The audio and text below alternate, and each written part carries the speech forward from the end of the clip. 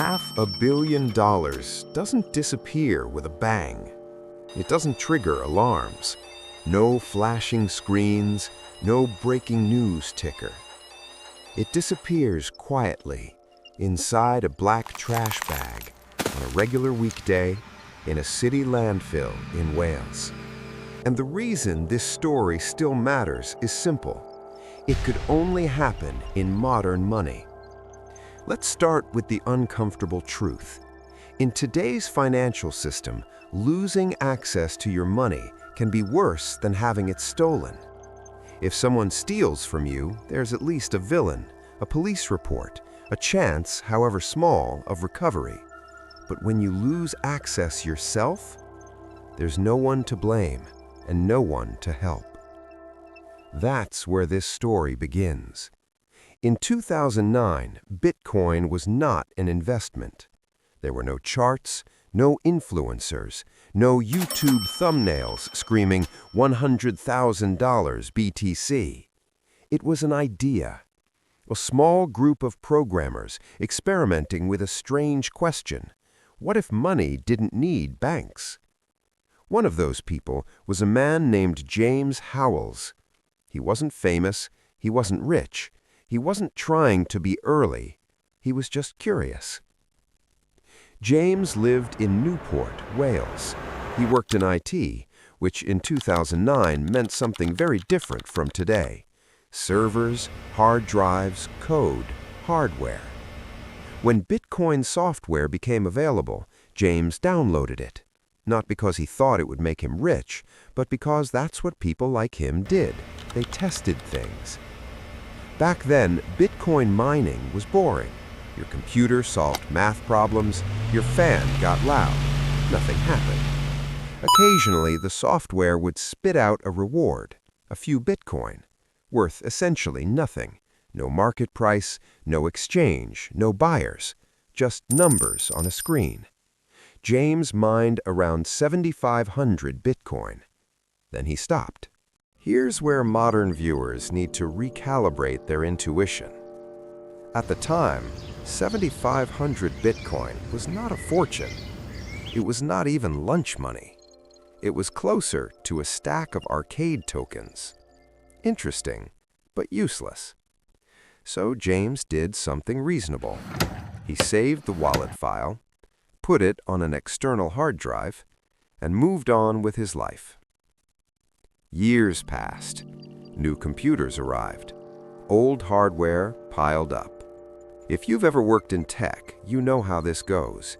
Cables you'll sort later. Drives you'll check someday. Boxes you never open again.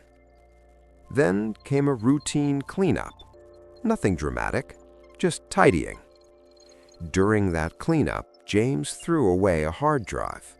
An old one, broken, unused, unimportant.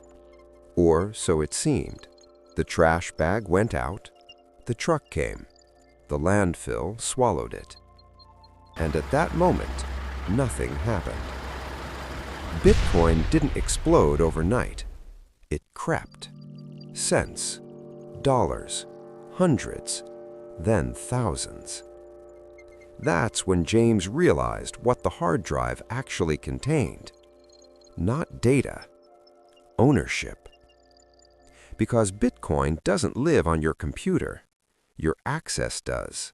This is the part most people misunderstand. Bitcoin itself exists on a public ledger, a massive shared database. What the hard drive stored was the private key, a cryptographic proof that said, "These coins are mine." Lose that key, and the coins don't move. Ever. They don't reset, they don't expire, they don't revert, they just sit there, locked, forever. When James understood this, the math became horrifying. 7,500 Bitcoin. At Bitcoin's peak price, that was nearly $500 million. Not theoretical wealth, real market value. Enough money to buy neighborhoods, enough to fund generations, enough to never need permission from anyone ever again. and it was buried under trash. James did what anyone would do. He panicked. Then he calculated. Then he started calling people. He located the landfill, mapped the probable drop zone. He wasn't guessing blindly. He knew the date, the truck route, the disposal area. The problem wasn't finding it. The problem was getting permission. Landfills are not movie sets. They are unstable ecosystems. Digging through them releases gases, toxins, contaminants. The local council said no. James offered them money, millions. They still said no. Environmental risk, legal exposure, no guarantee of success. From their perspective, it made perfect sense. From James's perspective, it was torture. Here's where the story shifts from personal tragedy to systemic warning. Because James didn't lose his Bitcoin due to carelessness alone. He lost it because modern money changed the rules. In traditional finance, there are buffers. Banks freeze accounts. Institutions verify identity. Errors can be reversed. That's annoying, sometimes infuriating, but it's also forgiving. Bitcoin removed those buffers on purpose. No banks, no intermediaries, no authority. You are the vault. You are the password. You are the recovery process. That sounds empowering until you make one mistake. This is where the uncomfortable math shows up. Blockchain security is not probabilistic. It's absolute. If you lose the key, there is a 100% failure rate. Not unlikely, not difficult, impossible. That's not a bug. That's the feature. James's story became public. People laughed. They called him careless. But quietly, similar stories piled up. A man in the UK threw away a USB stick with thousands of Bitcoin. Another forgot a password after encrypting his wallet. Early adopters died without passing on keys. Estimates suggest up to 20% of all Bitcoin is permanently lost. Not stolen, lost. Which creates a strange irony. Bitcoin is marketed as scarce, but part of that scarcity is accidental. Entire fortunes locked away by forgotten hardware and human error. Every lost coin increases the value of the remaining ones, meaning mistakes enrich everyone else. It's brutal and completely logical.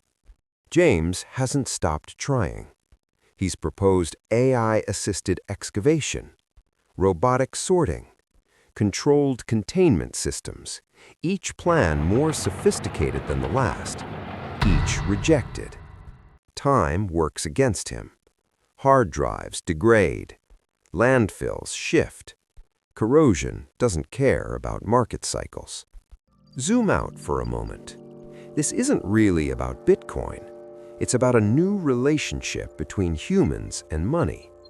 Money that doesn't forgive. Money that doesn't forget. Money that treats mistakes as final. That's unprecedented. In the old system, power sat with institutions. In the new system, power sits with individuals. But so does risk. And not everyone is equipped to handle that, especially when the stakes grow faster than human intuition. $500 million. Gone, not because of fraud, not because of greed, but because technology moved faster than habits. Because a system designed to eliminate trust also eliminated mercy. Somewhere beneath a landfill in Wales, those Bitcoins still exist, untouched, unspendable, perfectly intact. A fortune that will never circulate. A reminder that in the future of money, freedom and fragility come bundled together. And the scariest question isn't whether James will recover his Bitcoin. It's how many other people won't even realize they've already lost theirs. Until it's too late.